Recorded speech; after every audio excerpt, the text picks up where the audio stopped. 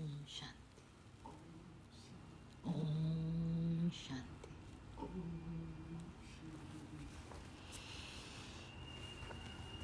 बाबा के लिए आपका संदेश है, आप बहुत प्यारे हो और बाबा भी आपको बहुत प्यार करते हैं। आज 20 अक्टूबर,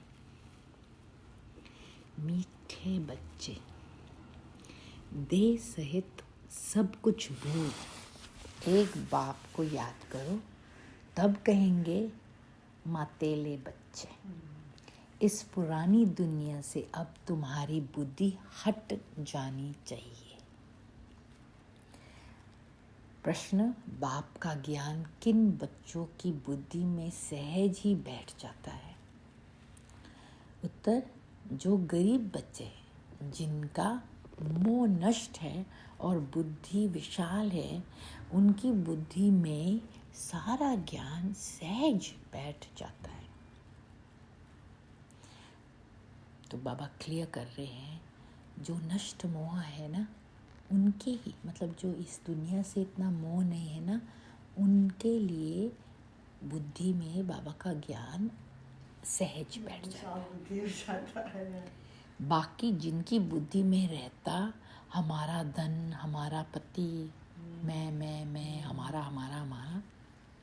वह ज्ञान को धारण कर ऊंच पद नहीं पा सकते। अब ज्ञान तो सुनेंगे, पढ़ेंगे, लेकिन ऊंच पद नहीं पा सकते। बाप का बनने के बाद भी लौकिक संबंधों को याद करना माना कच्ची सगाई है। उन्हें सौतेला कहा जाता है। देखो, हमने बाप का अंगूठी पहना तो सगाई हो गई। सगाई का निशान। तो हम अगर दूसरे को याद करेंगे तो बाबा कहते हैं सौतेला। गीत तो ये हमारी कि हम कई बार समझते हैं हम बाबा को बहुत याद करते हैं, मुरली पढ़ते, सब कुछ करते हैं, लेकिन अपना लौकिक माँ बाप, लौकिक पति, लौकिक बच्चे, लौकिक को ही याद करते हैं और उनको ही फ़ोन करते और उनसे ही बात करते हैं। तो इसका मतलब सौतेला या कच्ची सगाई। तो बहुत ध्यान से कि बाबा याद रहे, दुनिया नहीं और दुनियावी रिश्ते भी नहीं। प्यार तो सभी को करना है, पर मन में उनको बिठाना बार बार, वो अलग फंसना नहीं।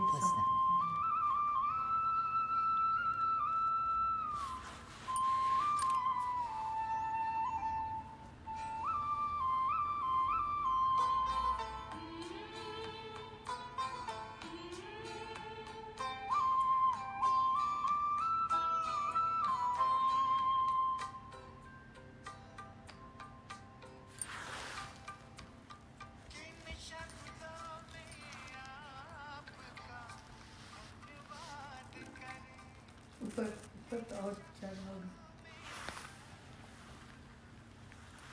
और ऑफ करना चाहिए। ओम शांति।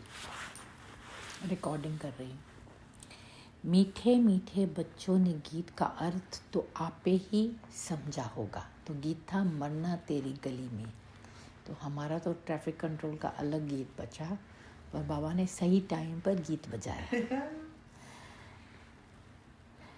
तो मरना तो तेरी गली में। अब जीते जी आकर के बाप का बनना है और पुरानी दुनिया जिसको रौरव नर्क कहा जाता है, उनको बोलना भी है और छोड़ना भी है। रौरव नर्क को बोल फिर स्वर्ग को याद करना है। अपने को आत्मा समझ अपने बाप को याद करना है। ये सेंटेंस बहुत ही ज़रूरी है।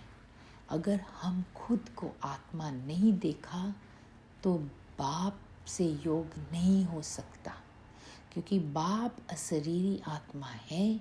इसलिए मैं भी खुद को अशरीरी चमकती सितारा आत्मा देख फिर उस बाप को निराकार अशरीरी ज्योति बिंदु आत्मा फिर हम याद कर सकते हैं। तो इस शरीर, नीता की शरीर को, अमरजीत की शरीर को भूलना पड़ेगा। अपने को आत्मा समझ अपने बाप को याद करना है। पुरानी दुनिया बुद्धि से हट जानी चाहिए, क्योंकि इस शरीर का माँ बाप तो शरीर है ना। तो अभी बाप कौन है? ज्योति बिंदु परम आत्मा शिव बाबा। मैं कौन हूँ? ज्योति बिंदु ओम। ओम शांति हूँ। पुरानी दुनिया बुद्धि से हट जानी चाहिए, उनके लिए पुरुषार्थ चाहिए। ये है जन्म जन्मांतर का कर्म बंधन। तो हम जो याद करते हैं ये कर्म बंधन है, एक जन्म का नहीं, जन्म जन्मांतर का कर्म बंधन है। कितने पाप किस किस के साथ किए हैं वे सब जन्म ले भोगने पड़ते हैं। तो इस कर्म बंधन की दुनिया को भूल जाना है। ये छीछी दुनिया है, पतित शरीर है ना, इससे मोह मिटाना है। गरीबों को मोह सहज मिट जाता है, साहूकारों का मुश्किल मिटता है। तो बाबा को मालूम है जो गरीब है वो बाबा को इजीली याद करते हैं, जो साहूकार है, जो अमीर है, वो तो मुश्किल है क्योंकि उनके पास बहुत कुछ है। तो ध्यान जाता है वो बहुत कुछ में, ज़्यादा सामान, ज़्यादा घर, ज़्यादा बिजनेस, ज़्यादा गाड़ी, वो फिर ध्यान उधर जाएगा ना। वह समझते हैं हम स्वर्ग में सुखी बैठे हैं, गरीब दुखी हैं। तो जो अमीर हैं वो समझते हैं हम तो स्वर्ग में हैं ही। यूँ तो सारा भारत गरीब है, फिर उनमें भी जो गरीब है वह जट उठाते हैं, उन्हों के लिए ही बाप आते हैं। तो बाप कहते अब भी इस कलयुग के टाइम में मैं गरीब निवास हूँ, मतलब मैं गरीबों के लिए आता हूँ, क्योंकि जो 84 जन्म लिया है आत्मा ने तो गरीब होगा ही, है ना। गरीबों को जास्ती वर्षा मिलता है। सब सेंटर्स में देखो साहूकार कोई मुश्किल ठहर सकते हैं, जो अमीर है वो सहयोगी होंगे, संपर्क में आएंगे। मुश्किल है जो ज्ञान में आएंगे, क्योंकि उनके पास बहुत कुछ है, ऑलरेडी है। स्त्रियां भी गरीब घरों की ही आती हैं। धनवान को तो पति से सुख मिलता है, इसलिए उनसे बुद्धि योग टूट नहीं सकता।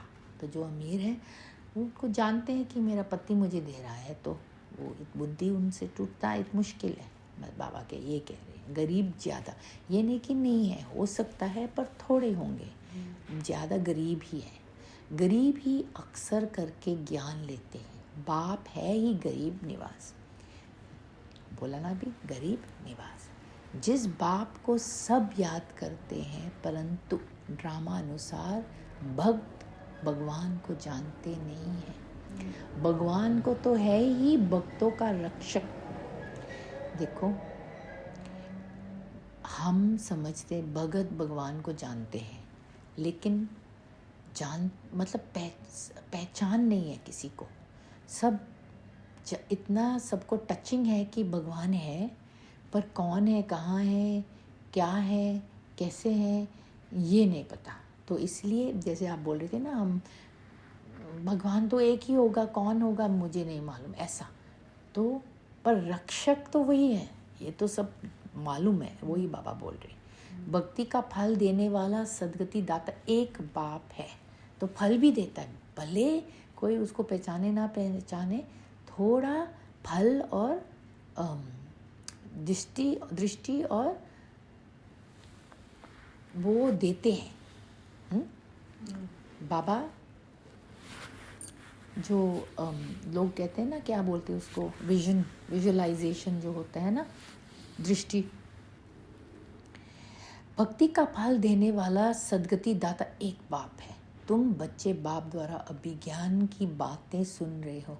ये ज्ञान उन्हीं बच्चों की बुद्धि में बैठता है जिनकी बुद्धि विशाल है, मोह नष्ट है, जिनकी बुद्धि में रहता है ही कि हमारा पति, हमारा धन आदि है, वे ऊंच पद पा नहीं सकते। तो हमारा कुछ नहीं, सब बाबा का पद वे पाते हैं जो रचता और रचना का परिचय देते हैं। तो लोगों को ज्ञान देना मतलब बाबा की पहचान है तो ज्ञान देंगे ना, पहचान नहीं तो कैसा ज्ञान देंगे। बाप को पहचानने बिगर वर्षा कैसा मिले? अगर पहचाना नहीं तो वर्षा भी नहीं मिलेगा। साजन को सिर्फ साजन कहने से फ़ायदा नहीं हो सकता है। जाने पहचाने बिगर साजन से सगाई कैसे हो सकती है? देखो, लौकिक में भी अगर हमारी इंगेजमेंट किसी के साथ हुआ और शादी होने वाला है और हम उनको जानते नहीं, पहचानते नहीं, पहले ऐसा तो होता था। हाँ, पर फिर भी बाद में जो सगाई हो गई, ऐसा हो गई, फिर भी अगर हम नहीं पहचानते उनको, फिर क्या रिश्ता हुआ हमारा? तो ऐसा बाबा कहते हैं, मेरे साथ अगर सगाई हुई तो रिश्ता पहचानना होगा। अगर रिश्ता ही नहीं पहचाना तो फिर झूठी सगाई हुई ना, वही सौतेली जो बाबा ने बात किया है। कन्या की सगाई होती है तो उनको चित्र आदि दिखाते हैं ना कि ये लड़का है, या जब शादी के मंडप में बैठ जाते हो तो दिखता है ना कौन है। तो इधर कौन है बाप, ये भी दिखना चाहिए मन की बुद्धि से, मन की आँख से, है ना।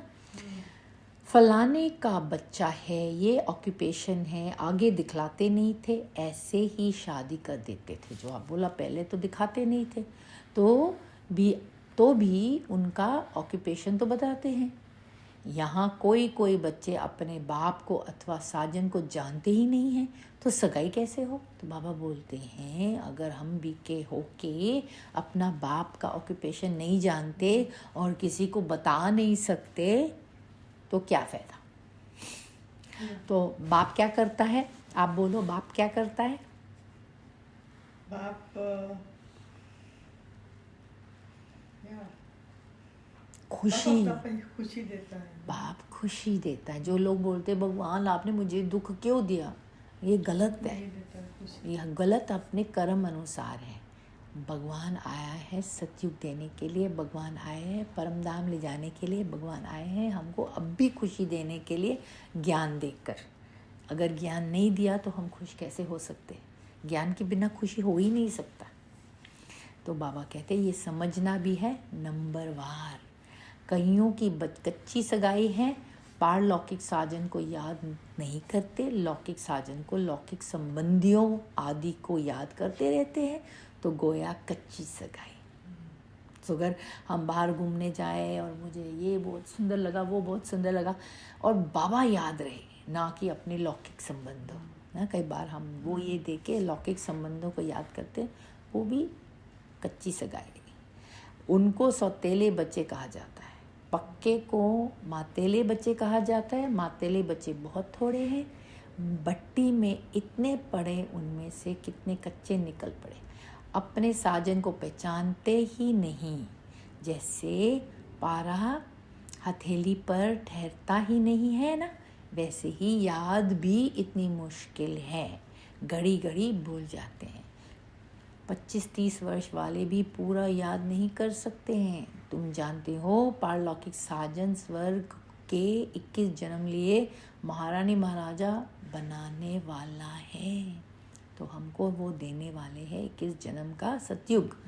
तो बाबा कहते हैं 30-40 साल वाले भी अभी तक सौतेले हैं, बाबा बोल रहे। तो हमको चेकिंग करना है, हम उनमें से तो नहीं है कि बाबा को इतना नहीं याद करते जितना अपने बेटे या बच्चे या पोते या हम चेकिंग करना पड़ेगा ना। सृष्टि के आदि मध्य अंत को जानने वाला, ये बाबा क्यों बता रहे हैं? हमको गलत साबित करने के लिए नहीं, बाबा बता रहे ताकि हम जागे और बदले और समझे और बदले। ये बात है, बाबा हमको ज्ञान देते जागरण के लिए। सृष्टि के आदि मध्य अंत को जानने वाला सजनियों को इतना समझाते हैं तो भी बुद्धि में बैठता नहीं है। बुद्धि पुरानी दुनिया के बंधनों में भटकती रहती है, समझते नहीं है कि मैं बंधन में हूँ। तो हम नहीं समझते कि हम बंधन में हैं। संबंध तो चाहिए एक का, बाकी सब है बंधन। बच्चों को समझाया जाता है एक से संबंध रखो, वह तुमको सृष्टि के आदि मध्य अंत की शिक्षा देते हैं। तुम जानते हो आधा कल्प है ज्ञान कांड, आधा कल्प है भक्ति कांड। ज्ञान कांड में 21 जन्मों का वर्षा मिलता है, वहाँ है सत्व प्रदान, फिर सत्व प्रदान से नीचे सत्व में, फिर सत्व से गिरकर रज्जो में आना है। जब सत्व पूरा हो जाता है तो ज्ञान कांड पूरा हो जाता है। द्वापर से भक्ति शुरू होती है, वह भी पहले सत्व प्रदान भक्ति होती है। तो बाबा चक्र का समझा रहे, हाँ वो बाबा सजा रहे, बता रहे कि फिर शुरू में भक्ति भी सत्तो थी, तो भक्ति भी धीरे धीरे गिर रहा है। पहला बहुत प्यार था भगवान के, फिर करते करते वो रूटीन बन जाता है, वो प्यार। हाँ, व्यभिचारी होने से भक्ति फिर गिरती जाती है। अब ये जानना और किसको समझाना तो बहुत सहज है। तुम बच्चों को रौरव नर्क से संबंध तोड़ एक से रखना चाहिए। एक बाप से संबंध रखने की प्रैक्टिस करो। बाप को याद करने से ही विक्रम विनाश होंगे। गरीब अच्छे मेहनत करते हैं तो बलिहारी गरीबों की है। बाप भी गरीबों पर बलिहार जाते हैं। देखो, अगर बाप किसी पर बलिहार होते हैं तो क्या बात है ना। वाह उन बच्चों के लिए, वाह जिन पर बाप बलिहार है। शुरुआत में कितने गोप थे, कितनी माताएं थी, कितने ख़त्म हो गए, बाकी थोड़े रहे हैं। माताएं भी थोड़ी रही है। हाँ, कोई साहूकार घर की भी रह गई, जैसे क्वीन मदर देवी आदि। अब तुम्हें मूल बात समझानी है कि जिस भगवान को सब याद करते हैं उसका परिचय क्या है? पतित पावन।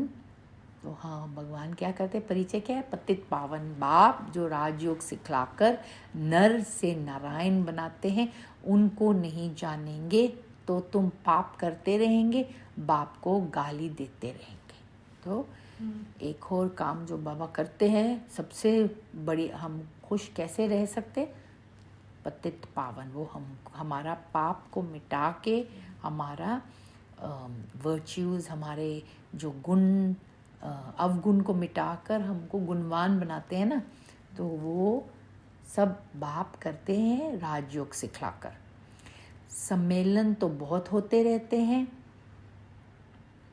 वहाँ पर समझाने वाले बड़े तीखे चाहिए, समझाना चाहिए। तुम वेदों की महिमा समझते हो, परंतु इससे कोई फ़ायदा तो होता नहीं। देखो, शास्त्र का फ़ायदा तब हो अगर हम उन पढ़कर कहना भी माने। हम पढ़ते हैं और जपते हैं पर समझते नहीं और कहना भी नहीं मानते। फ़ायदा तो एक बाप से ही होता है जिसको हम जानते हैं, तुम नहीं जानते हो। आओ तो हम आपको समझाएं। तो अभी तो ऐसा बोलेंगे तो सब समझेंगे। उस टाइम में बाबा सब कहते थे कि हमको मालूम है, आप आके सुनो। पर अभी तो हम युक्ति युक्त से बोलते हैं। बाप को पहचाने बिना वर्ष से कैसे मिलेगा? पर इतना तो हम बता सकते हैं कि आप भगवान पूछ सकते हैं, भगवान कौन है, भगवान का परिचय आपको मालूम है? अगर आपको नहीं मालूम हम बताएंगे, ऐसा बोल सकते हैं ना। बाप का वर्षा है मुक्ति, जीवन मुक्ति, सदगति सदगति। क्योंकि सब बोलेंगे हमें भी भगवान से प्यार है, हम भी भगवान को याद करते हैं, तो हम फिर पूछ सकते कैसा भगवान का रूप है जिसको आप याद करते हो, काम क्या करता है जो जिसको आप याद करते हो। क्योंकि आज बाबा ने बताया जिसके साथ आपका प्यार है, आपका संबंध है, आपका सगाई है, तो आप उसको तो जानते होंगे ना। अगर आप उसको नहीं जानते, नहीं पहचानते, तो काय का सगाई हुआ है ना। तो वो आज ये बात हम पूछ सकते हैं और फिर समझा सकते हैं। जुगल भूल जाता है सगाई के बाद, तो वो तो होना नहीं चाहिए। हाँ, अगर आप भगवान को प्यार करते हैं तो आप जिसको प्यार करते हैं उसका परिचय तो दो, ऐसा है ना। ये अक्षर सुन तो बाप कहते, बाप का वर्षा है मुक्ति, जीवन मुक्ति, गति सदगति। ये अक्षर सुनाते ही बाप है। तुम बच्चों को याद रखना चाहिए, और कोई चीज़ से फ़ायदा नहीं। बाप को और रचना के आदि मध्य अंत को जानना है। इसमें भी आधा कल्प है भक्ति कांड, आधा कल्प है सदगति ज्ञान कांड। भल सम्मेलन करते हैं परंतु खुद ही मूंझे हुए हैं, समझते हैं कुछ भी नहीं। तुम्हें सबको बाप का परिचय देना है। जब बहुतों को परिचय मिल जाएगा तब कहेंगे कमाल है। ये तो सारी सृष्टि के आदि मध्य अंत का राज चित्र सहित बतलाते हैं। माताओं को बड़ा नशा रहना चाहिए। पुरुष मदद करने लिए तैयार है, डायरेक्शन बाप देते हैं। तो बाबा आज माताओं को शाबाश दे रहे हैं, और मैं भी देखती हूँ कि आप कितनी अच्छी माता है जो बाबा को इतना प्यार करते हैं। करना कन्याओं माताओं को है, तो बाबा बोलते हैं बाबा ने काम दिया ही माताओं को। आजकल कन्याओं माताओं की महिमा जास्ती है। गवर्नर, प्राइम मिनिस्टर भी माताएं बनती हैं। और देखो आजकल तो सच्ची में सब ऐसा हो रहे हैं ना। एक तरफ है वे माताएं, एक तरफ हो तुम एक तरफ हो तुम पांडवों की माताएं। उन्हों की उछल जास्ती है क्योंकि उनका राज्य है। तुमको तो 3 पैर पृथ्वी के भी नहीं मिलते। तो बाबा हमको बता रहे हैं कि हमारी थोड़ी सी जगह में भी बहुत सेवा होगी। बाप तुम बच्चों को अनेक राह समझाते रहते, तुम अभी स्वर्ग का वर्षा पाते हो। साजन तुमको श्रृंगारते हैं। कैसे श्रृंगारते हैं? गुणों से, शक्तियों से महारानी बना देते हैं। ऐसे साजन से बुद्धि योग न रखना, ये तो बड़ी भारी भूल है। जो हमको सजा रहे हैं उनको नहीं याद करेंगे तो भूल होगा। बच्चों को समझाते तो बहुत है, तुम सिर्फ ज्ञान और भक्ति का कंट्रास्ट बताओ। भारत में ही गाया हुआ है, दुख में सिमरन सब करे, सुख में करे न कोई। ये गुरबानी बाबा हमेशा, ये गुरबानी के पंक्तियाँ हैं जो बाबा की ही पंक्तियाँ हैं। दुख में सिमरन सब करे, सुख में करे ना कोई। खुशी में कोई भगवान को याद ही नहीं करता, सुख में क्यों याद करेंगे? अभी वह नई दुनिया स्थापन हो रही है, परंतु सुख का वर्षा भी पूरा लेना चाहिए। माता पिता जानते हैं हर एक कितना लायक है। मौत जब नज़दीक आएगी तो बताएंगे तुमने पुरुषार्थ पूरा नहीं किया है, तब तुम्हारा ऐसा हाल हुआ है।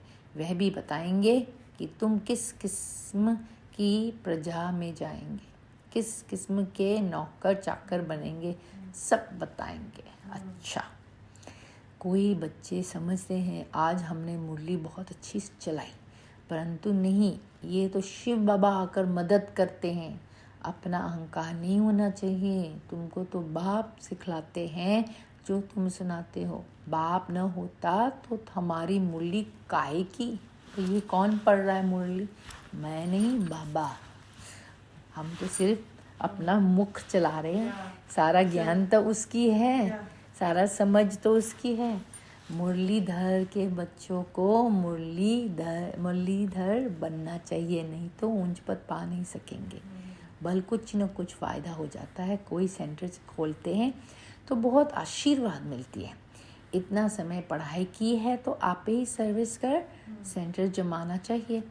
खुद सीखते हैं तो क्या औरों को नहीं सिखला सकते? ब्रह्मा कुमारी की मांगनी करते हैं तो बाबा समझ जाते हैं। शायद खुद में इतना ज्ञान नहीं है, बाकी यहाँ आकर क्या करता है? बाबा तो समझाते हैं, बादल आए रिफ्रेश होकर जाए, वर्षा बरसाएं, नहीं तो पद कैसे पाएंगे? मम्मा बाबा कहते हो तो गद्दी पकड़ कर दिखाओ। ये भी कोई को अहंकार नहीं आना चाहिए कि हमने दिया। तुम कुछ भी न दो, बाबा तुमको कौड़ी के बदले हीरा देने से भी छूट जाएंगे। अच्छा, तो बाबा हमको कौड़ी से हीरा बना रहे। मीठे मीठे स्किल दे बच्चों प्रति माता पिता बाप दादा का याद प्यार और गुड मॉर्निंग। रूहानी बाप की रूहानी बच्चों को नमस्ते, और हम रूहानी बच्चों की रूहानी बाप दादा को याद प्यार गुड मॉर्निंग, नमस्ते नमस्ते नमस्ते। धारणा के लिए मुख्य सार: एक के साथ सर्व बंधन रख बुद्धि योग अनेक बंधनों से निकाल लेना है। एक के साथ पक्की सगाई करनी है, बुद्धि योग भटकना नहीं चाहिए। आज तो बहुत क्लियर हो गया ये बात कि किसके बारे में हम सारा दिन सोचते हैं। नंबर 2, बाप समान मुरलीधर बनना है। मैंने अच्छी मुरली चलाई, इस अहंकार में नहीं आना है। बादल भरकर वर्षा करनी है। पढ़ाई की ही है तो सेंटर जमाना है। वरदान तो हमारी भी खुश नसीबी है और आपकी भी, जो हमारा घर किसी के सेवा के लिए काम आए।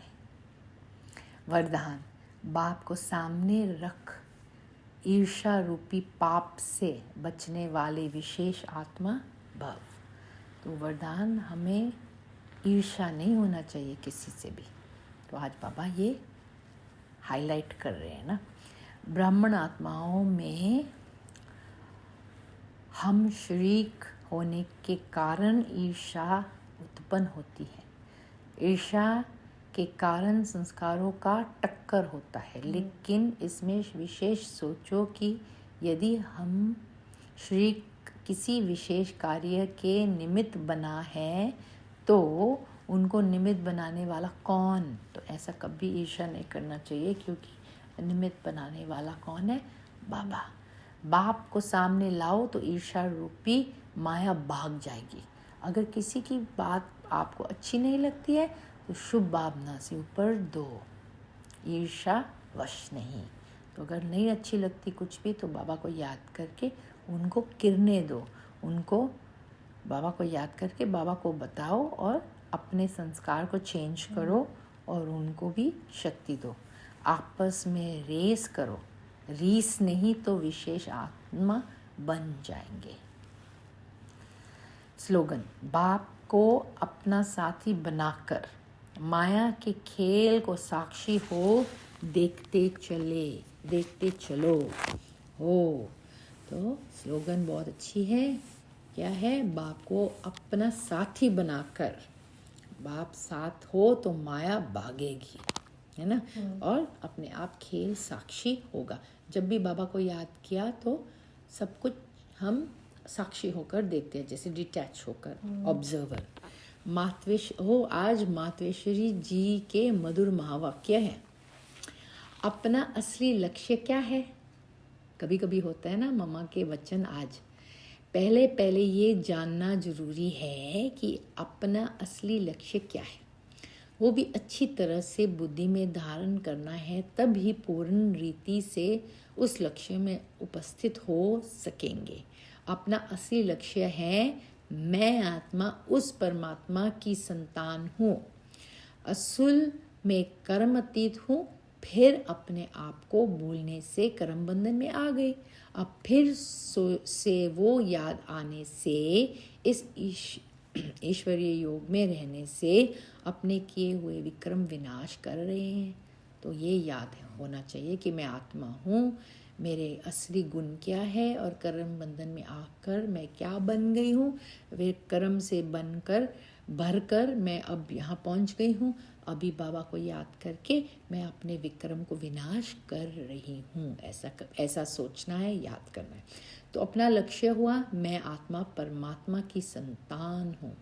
बाकी कोई अपने को हम सो देवता समझ उस लक्ष्य में स्थित हो रहेंगे तो फिर जो परमात्मा की शक्ति है वो मिल नहीं सकेगी। तो बाबा कहते हैं, मम्मा कह रहे हैं कि सिर्फ अपने आप को समझना कि मैं देवता हूँ, ऐसा नहीं, बल्कि अपने आप को आत्मा परमात्मा की बच्ची समझना है। मैं ये सेंटेंस फिर पढ़ती हूँ। मम्मा बहुत बहुत क्लियर पॉइंट बताती है जो हम कई बारी ढोलते हैं। बाकी कोई अपने को हम सो देवता समझ उस लक्ष्य में स्थित रहेंगे तो फिर जो परमात्मा की शक्ति है वो मिल नहीं सकेगी। तो परमात्मा का संतान होके फिर हमको वो शक्ति मिल सकती है, क्योंकि जो हम देवता का लक्ष्य है वो तो रिजल्ट है, पर करना क्या है ये ज़रूरी है। सिर्फ रिज़ल्ट को देखेंगे, जैसे हम एग्ज़ाम कर रहे हैं और हम हमारे मार्क्स मुझे 100% मिलेगा, मुझे 100% मिलेगा, लेकिन मैंने कुछ पढ़ाई नहीं की तो क्या फ़ायदा। तो पढ़ाई और जो करना है वो करना है, इसलिए तो रिज़ल्ट मिलेगा ना। सिर्फ रिज़ल्ट सामने रखकर कुछ नहीं करना से कुछ नहीं होगा, ये मामा कह रहे हैं। और न फिर तुम्हारे विक्रम विनाश होंगे। अब ये तो अपने को फुल ज्ञान है, मैं आत्मा परमात्मा की संतान, कर्मतीत हो भविष्य में जाकर जीवन मुक्त देवी देवता पद पाएंगे। इस लक्ष्य में रहने से वे ताकत मिल जाती है।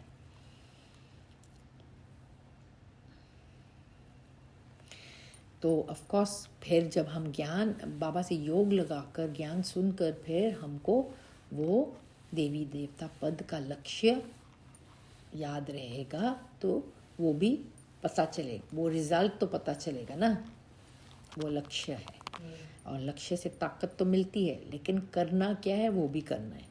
अब ये जो मनुष्य चाहते हैं हमको सुख शांति पवित्रता चाहिए, वो भी जब पूर्ण योग होगा तब ही प्राप्ति होगी। तो योग के बिना कुछ नहीं होगा। बाकी देवता पद तो अपनी भविष्य प्रारब्ध है, अपना पुरुषार्थ अलग है और अपनी प्रारब्ध भी अलग है। तो ये लक्ष्य भी अलग है। अपने को इस लक्ष्य में नहीं रहना है कि मैं पवित्र आत्मा आखिरी परमात्मा बन जाऊंगी, नहीं, परंतु हमको परमात्मा के साथ योग लगाए पवित्र आत्मा बनना है। बाकी आत्मा को कोई परमात्मा नहीं बनना है। तो आज मम्मा हमको चैतन्य दे रहे, चौंका रहे, जगा रहे हैं कि करना क्या है, बाबा को याद, बाबा से मिलन, बाबा से बातें, बाबा आत्मा परमात्मा का मिलन, ये सबसे मेन है। बाकी हम और ज्ञान से हमको मालूम हो जाता है कि हम सर्वश्रेष्ठ आत्मा हैं, हम बाबा, हम देवी आत्मा हैं, हम सतयुग में जा रहे हैं, ये बहुत अच्छी बात है। लेकिन करना क्या है वो प्राप्त करने के लिए, वो मम्मा कह रहे हैं योग। अगर हम सिर्फ ज्ञान ही करते रहेंगे और समझते मैं ये हूँ मैं वो हूँ, उससे कुछ नहीं मिलने वाला। अगर हमने बाबा को सीधा याद करके योग नहीं किया, योग में नहीं बैठे। इस अविनाशी ज्ञान पर अनेक नाम रखे हुए हैं। तो एक और टॉपिक, आज तो अच्छी मम्मा की मुरली चल रही है। हाँ, बहुत अच्छी बात है। हम अविनाशी ज्ञान पर अनेक नाम रखे हुए हैं, ये टॉपिक नया। इस अविनाशी ईश्वरीय ज्ञान पर अनेक नाम धरे गए हैं, रखे गए हैं। कोई इस ज्ञान को अमृत भी कहते हैं, कोई ज्ञान को अंजन भी कहते हैं। गुरु नानक ने कहा ज्ञान अंजन गुरु दिया। कोई ने फिर ज्ञान वर्षा भी कहा है, क्योंकि इस ज्ञान से ही सारी सृष्टि सब्ज हरी भरी बन जाती है। जो भी तमो प्रधान मनुष्य है वो सतोगुणी मनुष्य बन जाते हैं और ज्ञान अंजन से अंधियारा मिट जाता है। इस ही ज्ञान को फिर अमृत भी कहते हैं, जिससे जो मनुष्य 5 विकारों की अग्नि में जल रहे हैं उससे ठंडे हो जाते हैं।